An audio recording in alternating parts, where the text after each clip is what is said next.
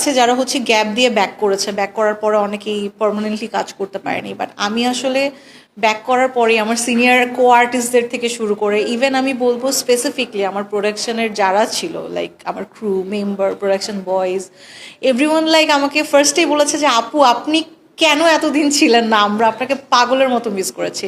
So এইটা আসলে আমার কাছে অনেক বড় একটা পাওয়া, মানে আমার কাছে মনে হয় যে লাইফ অ্যাওয়ার্ড সার্টিফিকেট এগুলো আসলে ঠুনকো, এগুলো আসলে মানুষ চাইলেই অ্যাচিভ করতে পারে, বাট মানুষের মনে ভালোবাসা অ্যান্ড দাগ কেটে থাকা এটা আসলে অনেক প্রেশাস, এটা সবাই পারে না চাইলেও। সো আমি বলবো যে হ্যাঁ ডেফিনেটলি এটা আমি আগে যেভাবে কাজ করে আমার জায়গাটা পেয়েছি, এখন ব্যাক করে আমি তার থেকে আরও অনেক বেশি ভালোবাসা পেয়েছি। আই ডোন্ট নো ওয়াই, মানে হতে পারে আই এম ব্লেসড বা জানি না, বাট হ্যাঁ সবাই আমাকে খুবই সুন্দরভাবে ওয়েলকাম করেছে। আপনার বিষয়টা মিডিয়াতে এরকম যে আপনি এলেন, দেখলেন, জয় করলেন, মনে হয় না দর্শকরা আপনার যে ভক্তরা যে আপনার কাছ থেকে আরো বেশি কাজ প্রত্যাশা করেছিল, যে আপনি আসলে ওই তুলনায় কম কাজ করেছেন?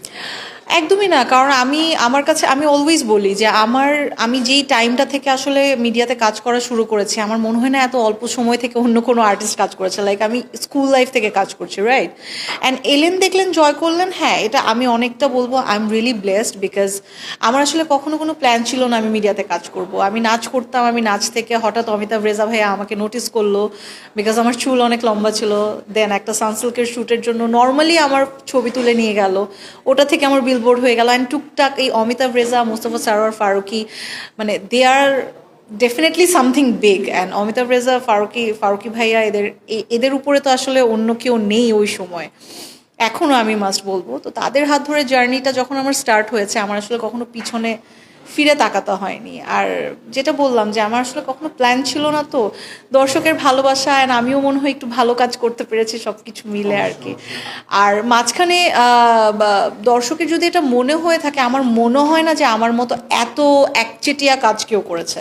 এখন প্রত্যেকটা আর্টিস্টের লাইফেই তো পার্সোনাল লাইফ বলেও একটা জিনিস থাকে। সো আমি যদি আমার পার্সোনাল লাইফে ঠিকঠাক না থাকি, পার্সোনাল লাইফকেও তো একটু টাইম দিতে হয়। যখন আমি আমার পার্সোনাল লাইফে ঠিক থাকবো তখনই তো আমি কাজ করতে পারবো। সো এটাই। ব্যক্তিগত জীবন আর কেরিয়ার জীবন দুটো মানে সমন্বয় করা কি একজন আর্টিস্টের জন্য সহজ?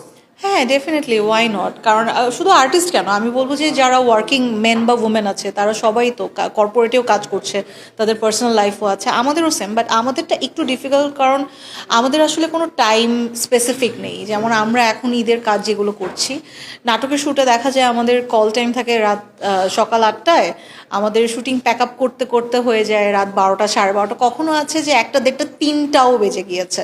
বাট 1 ঘন্টা নাটকের শ্যুট আমাদের আসলে পুরোপুরি দুদিনের মধ্যে কাজ করে এনিহাও কমপ্লিট করতে হয়। পরের দিন আমাদের জন্য অন্য সেটা আরেকটা হয়তো ডিরেক্টর ওয়েট করতে থাকে।